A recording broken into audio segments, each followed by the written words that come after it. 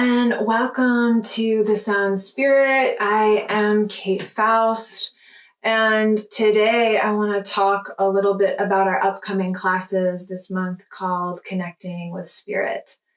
Connecting with Spirit is such a broad term, but I truly believe that it is our birthright to know all of who we are and all of the support and the relationship and the magic that lives in this world. I don't mean this as a metaphor. Magic is real. It's real, period. So just let that sink in wherever you are with it. But I really don't mean it as, yeah, magic's real. Oh, I mean it as magic is real. As above, so below, right? So I think as spirituality and all the different ways that it's practiced and the different umbrellas become more and more popularized, it's important to know that this notion of magic, manifestation, connecting with spirit will be co-opted in a context of, use this to get whatever you want, or just do this, or play with this Ouija board, right?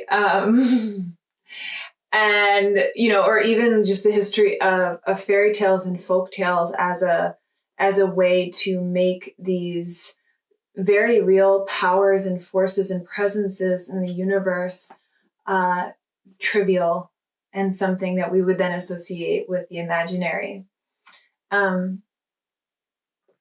If you know me, you know that I'm a medium and an intuitive. And so connecting with spirit has changed, my perspective comes from that perspective.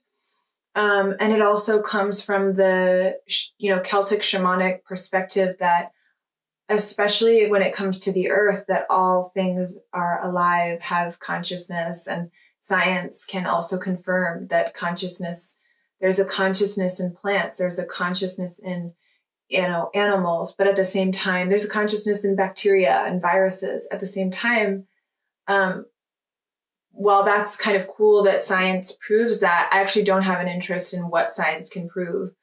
And because I think that kind of flattens the aliveness of what it is that we're talking about.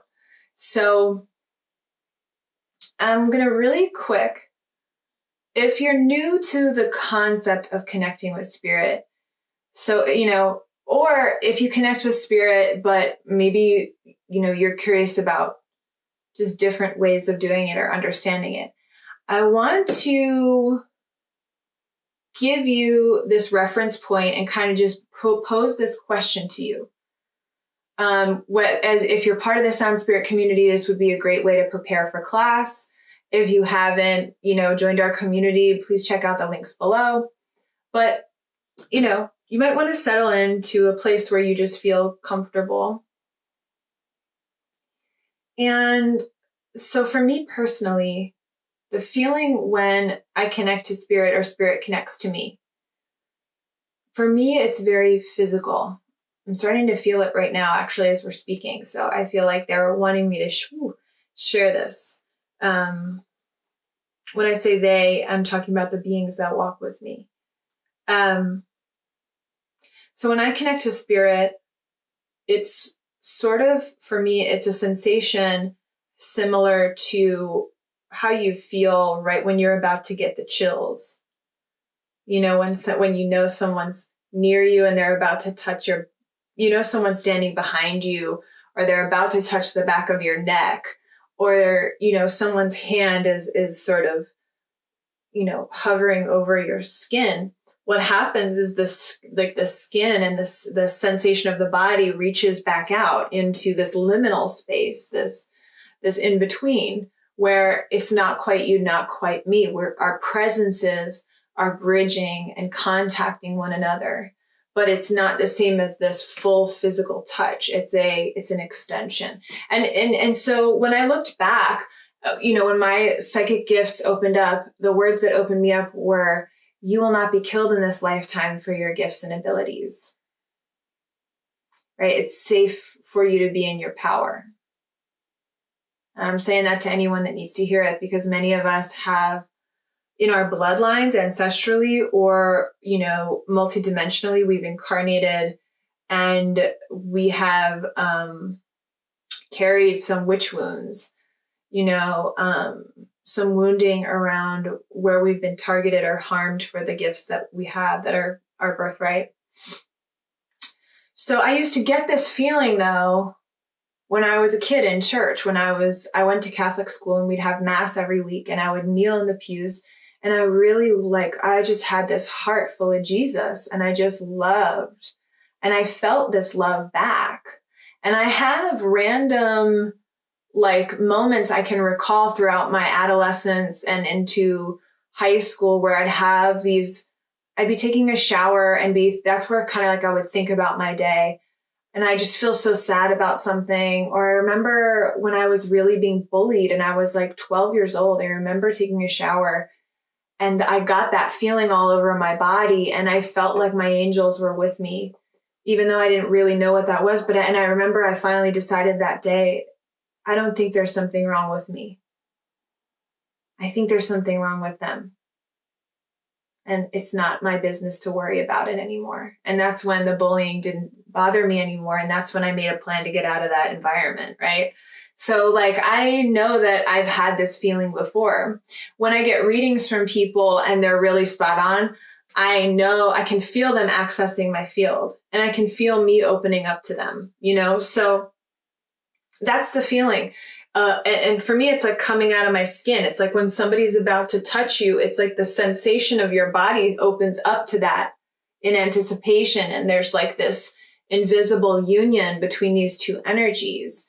So I would question, again, so it could be, you might be hearing voices.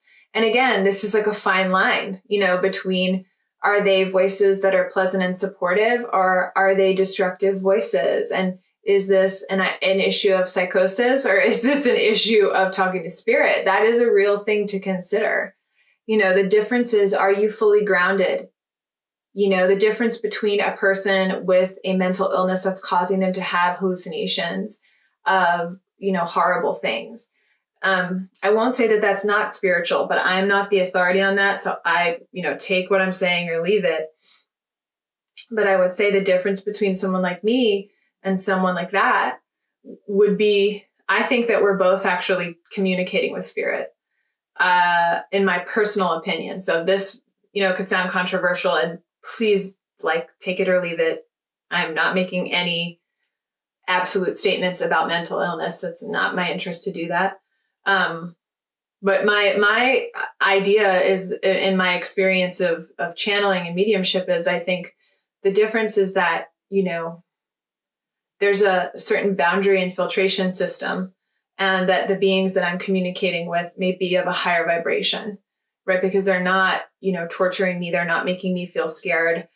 They're communicating to me in a clear way that I'm consenting to, and that, I can actually verify, and so some of it I can't, but a lot of it I can. And what I do is when I feel spirit speaking with me, I ask who they are and if they're here in service of the highest good.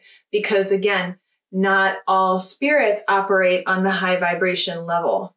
I'm not going to say it's good or evil, but as above, so below. Not all people operate in the high vibration level. So be careful. That's why you should not take this stuff lightly.